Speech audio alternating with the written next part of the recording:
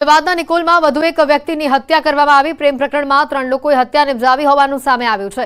આરોપીની બહેન સાથે પ્રેમ સંબંધની જાણ થતાં શુકન ચોકડી તરફના રસ્તે ગજાનંદ બંગલોની બહાર હત્યા કરવામાં આવી। મૃતકના માથાના ભાગે લોખંડની પાઇપ મારી હત્યા કરવામાં આવી। સમગ્ર મામલે નિકોલ પોલીસ સ્ટેશનમાં ફરિયાદ નોંધાવાઈ છે, જ્યારે એફએસએલની ટીમે ઘટનાસ્થળે પહોંચી તપાસ કરી હતી।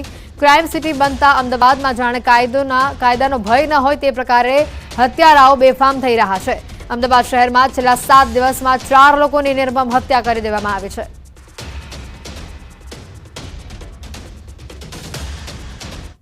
ગુજરાતમાં જાહેરમાં દુકાનોમાં દારૂનું વેચાણ થઈ રહ્યું છે। જી હા, જૂનાગઢ પોલીસને ચેલેન્જ કરતો આ વિડીયો સામે આવ્યો છે। દુકાનમાં દેશી દારૂનું વેચાણ થઈ રહ્યું છે। વિડીયો વાયરલ થઈ રહ્યો છે। હાલ જોશીપુરાના શાંતેશ્વર વિસ્તારનો આ વિડીયો હોવાની શક્યતા છે। વાયરલ વિડીયોમાં સાફ જોઈ શકાય છે કે રોડ પાસે જ એક દુકાન આવેલી છે, જ્યાં માલ સામાનનું વેચાણ થઈ રહ્યું છે અને દુકાનની બાજુમાં જે ઘરમાં બાર છે, જ્યાં દારૂડિયાઓ માટે બારની સુવિધા ઊભી કરાઈ છે। એટલું જ નહીં, વિડીયોમાં જોવાઈ રહ્યું છે કે બારમાં દારૂડિયાઓ દેશી દારૂ પણ પી રહ્યા છે। ત્યારે સવાલ એ થાય છે કે શું આ રીતે દારૂબંધીનો કડક અમલ થાય છે ગુજરાતમાં? શું આ દ્રશ્યો જૂનાગઢ પોલીસને દેખાતા નથી? જૂનાગઢ પોલીસની કામગીરીના ધજાગરા ઉડાડતો આ વિડીયો હાલ વાયરલ થઈ રહ્યું છે।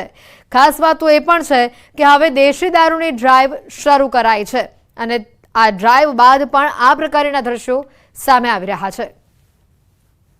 દારૂબંધીની આ રીતે કડક અમલવારી શું ગુજરાતમાં થઈ રહી છે? ન્યૂઝ 18 પણ આ અંગે સવાલ કરી રહ્યું છે। જૂનાગઢ પોલીસને આ દ્રશ્યો કેમ નથી દેખાતા? આવા તત્વો સામે કેમ કાર્યવાહી નથી કરવામાં આવતી? આખો બાર ઉભો કરી દેવામાં આવે છે દુકાનની બહાર, અને તો પણ તંત્ર કે પોલીસના આંખે આ દ્રશ્યો કેમ નથી આવતા? ત્યારે હાલ આ સમગ્ર વિડીયોને લઈને તંત્ર દ્વારા અને પોલીસ દ્વારા ઝડપી કાર્યવાહી કરવામાં આવે તેવી લોકમાંગ પણ ઉઠી છે। ખાસ તો આ જે દ્રશ્યો છે તે દારૂબંધીના ધજાગરા ઉડાડતા દ્રશ્યો જૂનાગઢના છે। મોડી રાત્રે 4 વ્હીલર ચાલકે સ્ટીયરિંગ પરથી કાબુ ગુમાવતા અકસ્માત સર્જાયો હતો। ચાલકે કાબુ ગુમાવતા કાર રેલિંગ અને ઝાડ સાથે અથડાઈ અને પલટી ખાઈ ગઈ। ગાડીમાં 3 લોકો સવાર હતા। ઇજાગ્રસ્તોને હોસ્પિટલ ખસેડવામાં આવ્યા। ગાડીમાં સવાર મહિલાને ગંભીર ઇજા પહોંચી હોવાની હાલ માહિતી સામે આવી રહી છે। આવી રહ્યા છે બનાસકાંઠાથી, જ્યાં થરાદ પંથકમાં ચવાણાના પેકેટની અંદરથી ગરોળી નીકળી હોવાનો દાવો કરવામાં આવી રહ્યો છે। આનંદ નમકીન નામના પેકેટમાંથી મરેલી ગરોળી નીકળી।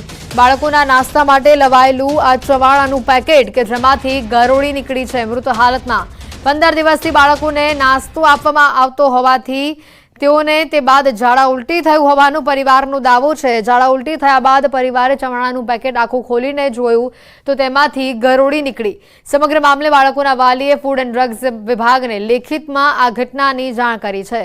તો સાથે જ આ ઘટનાનો આ વિડીયો પણ સામે આવ્યો છે।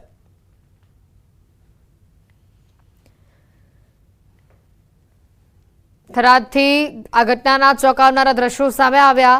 બાળકોને ઝાડા ઉલટી થયા બાદ આખે આ ઘટનાનો ખુલાસો થયો કે જ્યાં બાળકોના નાસ્તા માટે ચવાણાનું પેકેટ લાવવામાં આવ્યું હતું અને આ પેકેટની અંદરથી મૃત ગરોળી નીકળી છે। આ નાસ્તો કરતા ચવાણું ખાતા બાળકોને હાલ ઝાડા ઉલટીની સમસ્યા થઈ હોવાનું પણ સામે આવ્યું છે। જોકે પરિવારે ફૂડ એન્ડ ડ્રગ્સ વિભાગને આ સમગ્ર ઘટનાને લઈને લેખિતમાં રજૂઆત પણ કરી છે। સાથે આ ઘટનાનો વિડીયો પણ સામે આવી રહ્યો છે। થરાદથી ઘટનાના આ દ્રશ્યો સામે આવી રહ્યા છે, જેમાં ચવાણાના પેકેટની અંદરથી મૃત હાલતમાં ગરોળી નીકળી છે।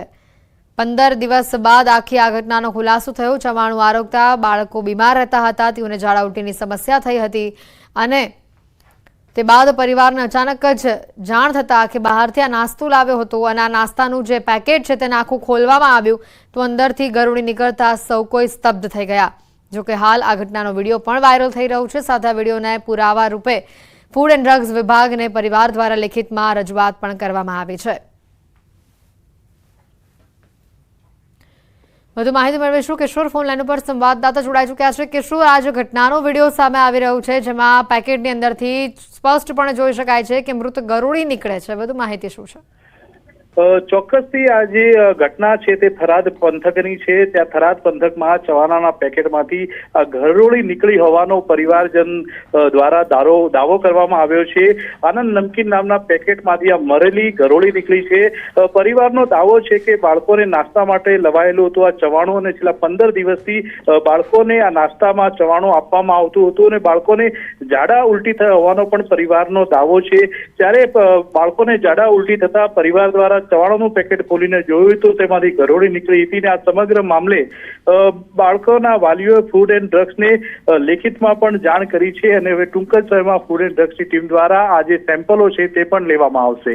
જી બિલકુલ, હાલ જે આનંદ નમકીન નામની આ જે દુકાન છે ત્યાં તપાસ કરવા માટે ફૂડ એન્ડ ડ્રગના અધિકારીઓ, તંત્રના અધિકારીઓ પહોંચ્યા છે કે કેમ, અને સાથે જે લેખિતમાં રજૂઆત કરીને વિડીયો આપવામાં આવ્યો છે તેને લઈને વધુ કોઈ ફરિયાદ સામે આવી છે, વધુ કોઈ કસ્ટમરની ફરિયાદ સામે આવી છે? અત્યારે તો માત્ર એક જ કસ્ટમરની ફરિયાદ સામે આવી છે।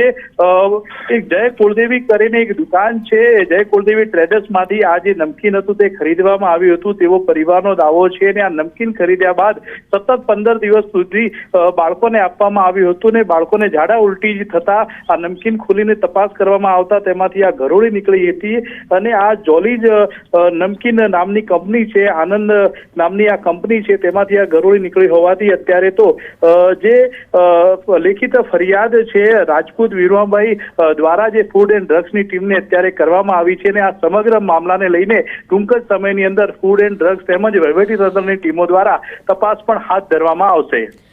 બિલકુલ, આ પેકેટ ઉપર એક્સપાયરી ડેટને લઈને કોઈ માહિતી હતી કે કેમ, અને તેની સાથે જ કિશોર આ જે ઘટના સામે આવી છે, બાળકોને ઝાડા ઉલટીની જે સમસ્યા પણ ઉઠી હતી તે બાદ હાલ બાળકોની સ્થિતિ શું છે તેને લઈને કોઈ માહિતી? ચોક્કસથી અત્યારે તો પરિવારજનો જોડે વાત થઈ, તેમનું કહેવું છે કે અત્યારે બાળકોને સારું છે, પરંતુ તારીખ 10/6/2024 રોજ કુળદેવી કરિયાણા સ્ટોર જે આવેલો છે થરાદ તાલુકાના પિલોડા ગામની અંદર, ત્યાંથી આ જે જોલીજ નમકીન જે છે તે ખરીદવામાં આવ્યું હતું। આ નમકીન તીખા મીઠા મિક્સ હતું અને તેનો ટીન નંબર C102 લખેલો હતો અને અત્યારે તો આ નમકીન પેકેટ ઉપર અત્યારે લાગી નથી રહ્યું કે આ નમકીન પેકેટ એક્સપાયર હોય અને તેના પર ડેટ પણ છે, પરંતુ મહત્વની વાત તો એ છે કે આ જે નમકીનનું જે પેકેટ છે તેમાંથી મરેલી ઘરોળી મળી રહી છે, તેને લઈને પરિવારજનો દ્વારા ફૂડ એન્ડ ડ્રગ્સની ટીમને ફરિયાદ પણ કરવામાં આવી છે, પરંતુ હજુ સુધી વહીવટીતંત્રની એક પણ ટીમ ત્યાં પહોંચી નથી। ફૂડ એન્ડ ડ્રગ્સની ટીમનું કહેવું છે કે તેઓ ટૂંક સમયમાં ત્યાં પહોંચીને વધુ તપાસ હાથ ધરશે। જી કિશોર, આભાર માહિતી બદલ। અગાઉ પણ આવા જ પ્રકારના કિસ્સા સામે આવી ચૂક્યા છે જેમાં જૂનો નાસ્તો નવા પેકેટમાં ભરવામાં આવે, એક્સપાયરી થયેલો નાસ્તો નવા પેકેટમાં ભરવામાં આવે, નાસ્તામાંથી વંદા નીકળે, દેડકા નીકળે, ઘરોળી નીકળવાની ઘટના સામે આવી છે થરાદથી। સુરતના મજુરા વિસ્તારમાં થોડા જ વરસાદમાં તંત્રની કામગીરીની પોલ ખુલી ગઈ છે, કારણ કે સામાન્ય વરસાદમાં જ તમે જુઓ કેટલા વિસ્તારોમાં પાણી ભરાયા છે। રસ્તા પર પાણી ભરાતા વાહન ચાલકોને સૌથી વધુ મુશ્કેલી વેઠવી પડી। પ્રી મોન્સૂનની કામગીરીને લઈને તંત્ર પર સ્થાનિકો સવાલ ઉઠાવી રહ્યા છે। સુરતમાં પહેલા જ શરૂના વરસાદમાં જે પ્રકારની આ પરિસ્થિતિ સામે આવી, મજુરા વિસ્તારની આ દ્રશ્યો છે કે જ્યાં શરૂઆતના જ વરસાદમાં પ્રી મોન્સૂનની કામગીરી ક્યાંક અહીંયા ઠેર પડી ગઈ તેવું દેખાઈ રહ્યું છે, કારણ કે થોડાક જ વરસાદમાં પાણી ભરાઈ ગયા અને પાણી ભરાતા વાહન ચાલકોને મુશ્કેલીનો સામનો કરવો પડ્યો। તંત્રની કામગીરીની પોલ આ વરસાદે અહીંયા ખોલી નાખી। વિગતો આવી રહી છે ખેડૂતો માટે અહીંયા ઘણા મહત્વના અને સારા સમાચાર છે। 13 દિવસ બાદ ચોમાસાએ છલાંગ મારી છે। સૌરાષ્ટ્રમાં ચોમાસાની એન્ટ્રી થઈ છે। દક્ષિણ ગુજરાતના તમામ જિલ્લાઓમાં ચોમાસું બેસી ગયું છે। મધ્ય ગુજરાત સુધી હાલ ચોમાસું પહોંચ્યું છે। 11 જૂનથી નવસારીમાં અટકી ગયું હતું ચોમાસું। અનુકૂળ સ્થિતિ સર્જાતા આગળ ચોમાસું વધી રહ્યું છે। હવે સમગ્ર ગુજરાતમાં ઝડપથી ચોમાસું આગળ વધે તેવી સંભાવનાઓ દેખાઈ રહી છે। ચોમાસાને લઈને ખેડૂતો માટે ખૂબ જ મોટા, મહત્વના અને સારા સમાચાર।